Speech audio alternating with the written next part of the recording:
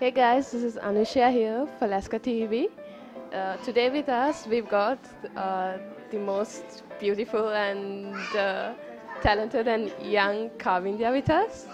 Hi. Hi, and thanks for having me. Yeah. To start off, Kavindya, for people who don't know about you and for people who's getting to know you for the first time, what would you like to say to them? I mean, like, what are you, what do you do, and all that? So in like a nutshell, what I do now is I'm on my second gap year, and I filled my gap year with like all sorts of stuff. And if I'm to sort of introduce myself, I think the most prominent thing that people talk about me is that I'm like a staunch feminist. So that'll be like the first thing I'm to tell anyone if I'm to meet anyone. So yeah. And what about your family? Are you the only kid? You have siblings? Yeah, I am the only kid. I grew up in a single parent family. My dad passed away when I was 2. He was in the police, and he died a very heroic death, and I'm extremely proud of that. So I've lived with his story. And my mom has been like super amazing, and I think that's one of the reasons why I sort of came out as a very strong feminist, because she was very strong. Like a moment of your life that you've been really satisfied with? For me, every little thing I do, it does bring me some. Not that every day is like a really happy, super perfect day, but I think whatever little thing that you do, because from small, like from a very young age, I've been taught to find happiness in little things in life. So little things like when you go to the bus stand and the bus you want is right there, like little things like that. I mean, your coffee is perfect. Those are like moments of satisfaction for me. So who is your role model and why would you choose them? I think it would be my mom and dad for sure, because I've lived with their stories and seen how they reacted to different situations, and I think I'm very much a hybrid of my mom and dad. So I think surely the two of them, because I would always go back to them when things go wrong, and I know that that's the sort of direction I would want to go in. So definitely my mom and dad. So what would they expect from you as their daughter? Just there were just 3 principles that have sort of what they wanted me to do.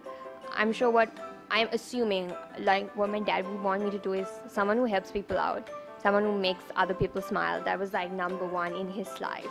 So I think that's something that I sort of want to aspire to as well. And second thing, he wanted to make sure that you have fun with life. I mean, whatever it might be, the important thing is you laugh and you make a joke out of it, and that's life. And with my mom, I think for her the most important part is loving what you do. So I think those 3, and I think I've made them happy in that way. Things that you would not like to do, like Jogging, because I have my housemate. you want to start jogging or you want to... I did start jogging like last week, and it's been horrible. But But you don't need jogging, why would you? no, I have this housemate of mine who is like fashion police, who is like ardent nutritionist, who is like super figure conscious. So like since she is my housemate, she gets up at like 4:30 in the morning to jog. So ultimately I am woken up, and I've been doing this, but I don't like it much. I think procrastination, like deadlines. I just love working on the day of the deadline, and I think stop that. So I think those 2. Yeah. But I think I've heard of this thing where procrastinators are super creative, because if you put it on a timeline, it's that end bit that makes you most creative. Okay, this is not actually a project, but it was in school, because like I haven't done many projects as such. So in school, like I was a super nerd, and I wanted to be first in class always, and I was a little freak like that. So during my final year in school, so I was like super excited about like, I want to be first in class and all that, and then I like studied really hard, and I ended up like 27th in class. So you have been a TV representative and a woman rights activist and a intern at Harvard Kennedy, and there's a lot more which I can't actually remember. If you are supposed to give an advice to someone how to manage time so well, what would it be? I think A would be coffee. B would be doing things that you like. So, I mean, if you are actually doing something that you love, for example, the internship that I absolutely loved it, and even the internship I'm doing now are things that I like and areas that I like. For example, I will go and do like a research project or anything to do with like environment or let's say animal rights, not because they're not important, because I'm not passionate about it. So I think it's doing what you like at the end of the day. From 5 years from now, where would you think you'll be? I honestly don't know.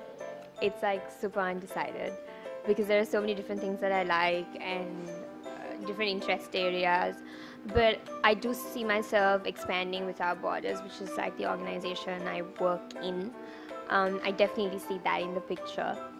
And 5 years is not that far away. I think nothing would have changed. Taking the fact that you're a member of the youth advising panel, the best advice that you can give to all youth right now? I think the most important thing is to get involved. And to get involved, what I mean by getting involved is not to just look at what's happening in society, but to at least raise your voice about it. If you see something is going wrong, talk about it, be a part of the solution. And I think many youngsters nowadays criticize. Something I believe in is that you have absolutely no right to criticize if you are not a part of the solution, if you don't want to be a part of the solution. All right, so are you single? Are you in a relationship? Right outside. So I am not single. You know, it's coming on a website, right? What achievement of yours are you most proud of? I think Without Borders would be setting it up and seeing it grow in such a short period of time and looking at the number of lives it's impacted. And yeah, I think that would be my greatest achievement. Yeah, it will.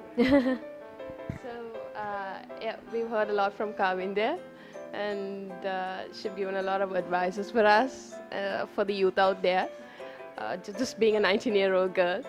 Thank you, Kavindya, for being a part of us. We're really happy to have you here. And I'm happy to be a part of the show, and thank you so much for having me. It was lovely talking to you.